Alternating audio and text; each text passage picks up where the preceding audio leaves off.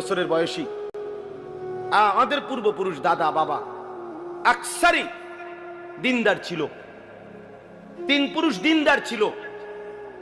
আজকে তোমরা যারা 18, 20, 25 বছর বয়সে তোমরা একটা ওয়াক্ত নামাজ পড়ো না, সারা দিন সারা রাত মোবাইল, নারী, ছবি, অশ্লীল দৃশ্য, উলঙ্গ নাচ গান নিয়ে ব্যস্ত আছো, তোমাদের হাতেও একটা জেনারেশন আসবে।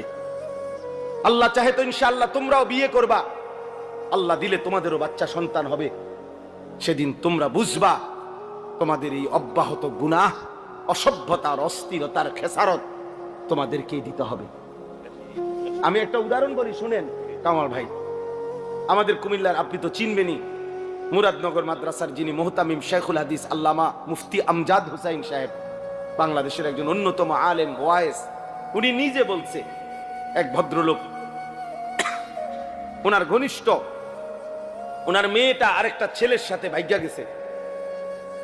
ভাগ্যা যাওয়ার পরে মেয়েটার তালাশে উনি বহু তালাশ কইরা মোটামুটি সন্ধান পাইয়া আনতে পারে নাই, থানায় মামলা করছে।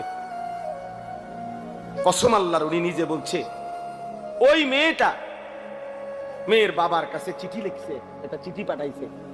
চিঠির মধ্যে মেয়ে স্পষ্ট লিখছে, আপনারা দুইজন যে কাজটা করেছিলেন অবিকল আমি তো তাই করলাম, এখন আমার বেলায় পুলিশ পাঠালেন কেন? আমার বেলায় থানায় মামলা কেন? আপনারা বাপ মা তো ভাগ্যা গিয়েই বিয়ে করছেন, এখন আমার বেলায় থানায় পুলিশ পাঠালেন কেন, মামলা দিলেন কেন? ওই বাবা অঝরে কাঁদছে যে হ্যাঁ, আমার সন্তান আমার বেইজ্জতি আমারে শোধ দিয়ে দিল, আমার পাপ আমারে বুঝায় দিল, ফিরায় দিল আমার সন্তান। এই জন্য প্রিয় সন্তান, মনে রাখো, আমার কাছে আরবি কিতাব আছে, আল্লাহ তাআলা বলেন আমার কৃতজ্ঞ শুকরকারী বান্দা হয় কম। তাহলে আল্লাহ তাআলা তো কমের প্রশংসা করছেন কিনা বলে?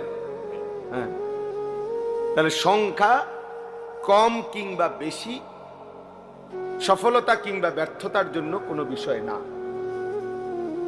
সবাই চিনতে হবে অথবা চিনে না, এই পরিচিত বা অপরিচিতি, এটাও সফলতার কোনো বিষয় না। সবাই চিনলে সফল, সবাই না চিনলে ব্যর্থ, এমন কথা কোরআন সুন্নায় নাই।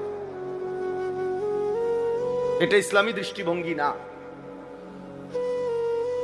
মনে করেন এই কোরআনুল কারীমের মধ্যে 25 জন নবী এবং রাসূলের নাম আছে।